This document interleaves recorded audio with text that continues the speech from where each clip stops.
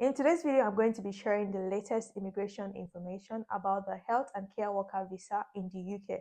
So if you are currently under that visa category or you're planning to relocate with your family, there are actually some exemptions to this new law. So make sure you watch till the end to find out if you're actually exempt from it.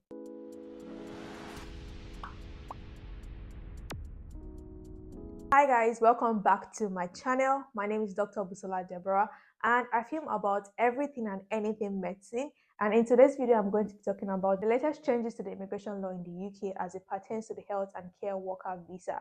And if you did not know, health and care worker visa holders are not just care workers, they also include nurses, doctors, and other healthcare professionals. So this definitely pertains to being a doctor.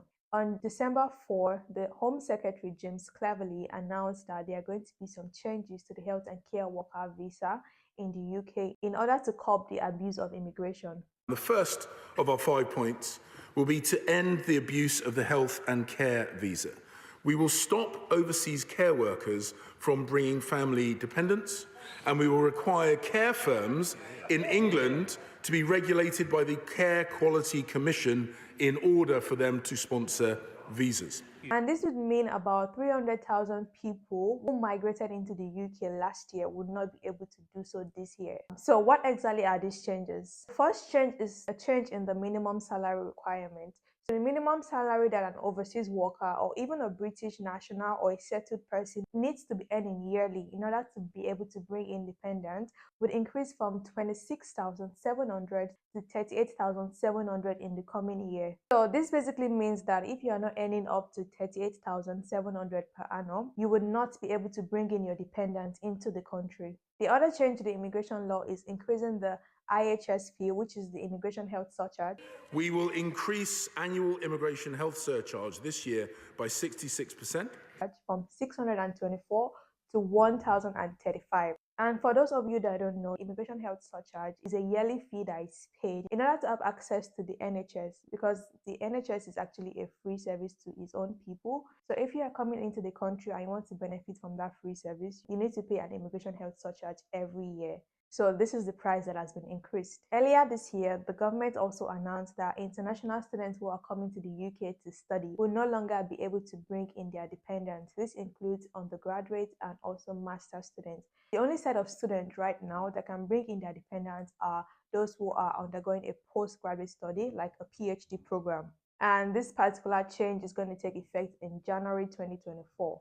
The new changes that we announced on December 4th are going to come into action from spring of 2024, which is around March to June of next year. So like I mentioned earlier, being a doctor also puts you in the category of the health and care worker visa. But as a doctor, a nurse, or a healthcare professional who works within the NHS, these rules don't apply to you. According to nhsemployers.org, the new changes that have been put in place, like the minimum salary requirement in order to bring in your dependent, and also the increase in the IHS, does not apply to nurses, doctors, and other healthcare professionals working within the NHS. So this means if you get a job in the NHS or you are currently working in the NHS, you are still allowed to bring in your dependent, which includes your partner and or your children, into the country, regardless of how much you're earning. And normally, as healthcare workers, we are actually exempt from paying the immigration health surcharge. So these changes about the IHS also doesn't apply to nurses, doctors, and other health professionals who are working within the NHS.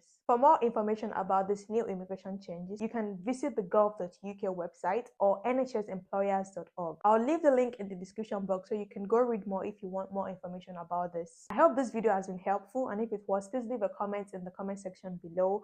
And make sure you subscribe to this channel for more information about anything and everything medicine. You can also follow me on Instagram and TikTok at Dr. Busola Deborah. Thank you so much for watching. Bye. Mwah.